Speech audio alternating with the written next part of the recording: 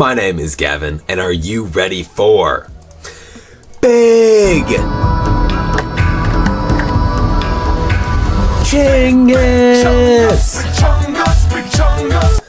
So, it is said that if you look at this image close enough, you will see Chinggis Khan looking back at you. And there he is, but not to be confused with the smartest conqueror, Genghis Khan, or the leader of the Mushroom Army, Fungus Khan, or the largest conqueror, Humongous Khan, the most suspicious conqueror, Among Us Khan, or the beefiest conqueror, Angus Khan.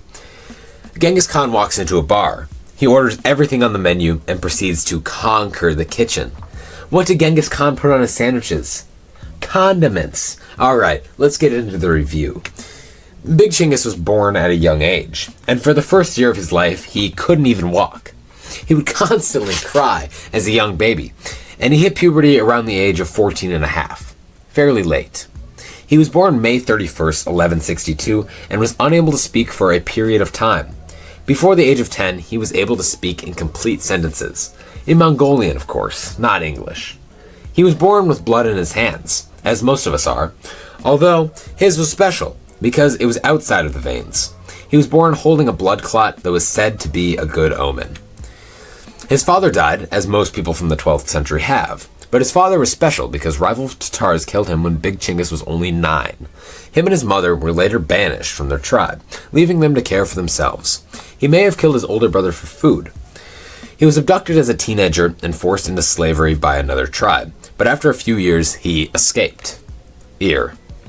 By 1206, Big Chinggis had consolidated the steppe region by defeating all other clan leaders. His name was Chinggis Khan and not Chinggis Cannot.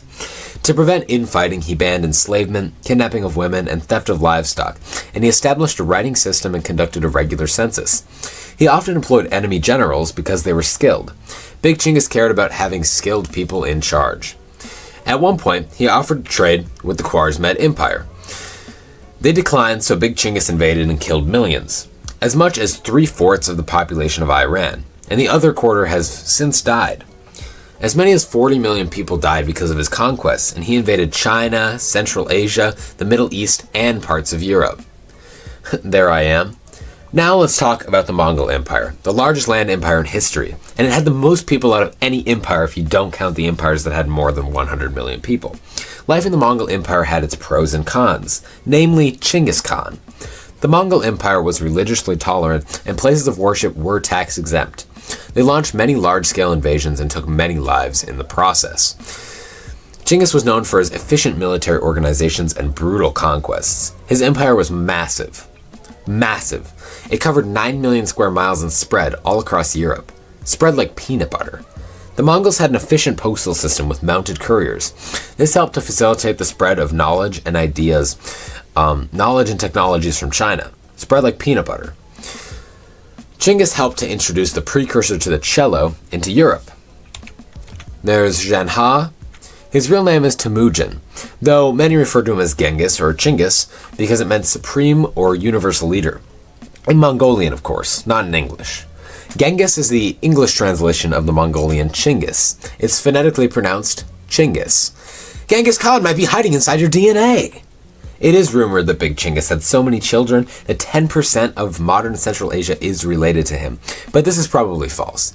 The genes that were cited were probably just belonging to the general Mongolian diaspora, and not Big Chinggis in particular. Big Chinggis also had remarkably small units, and by units, let's just say his armies, but not the armies he had 2 of. His military armies were spread into groups of 10, namely 10 people, spread like peanut butter. His armies were also powerful. It is said he could lift a lot, namely more than 5 pounds. Chinggis reportedly had more armies than average, namely 2. He also had more leggies than the mean, namely 2. When Big Chinggis was an adult, he was fully grown, and he reportedly had a strong build, which is stronger than most people's build. I could not find a record of his toe count. I seen this one website that said he had 10, but it was not a credible source, and I was looking at it in school, and I really shouldn't have been. Let's move on from that. His father arranged a marriage between him and a girl at age 8. He eventually married that girl when he was 16. He had 16 to 20 wives throughout his life and had many other affairs, which is more than the median, namely 1. 50% of marriages end in divorce, and the other 50% end in death.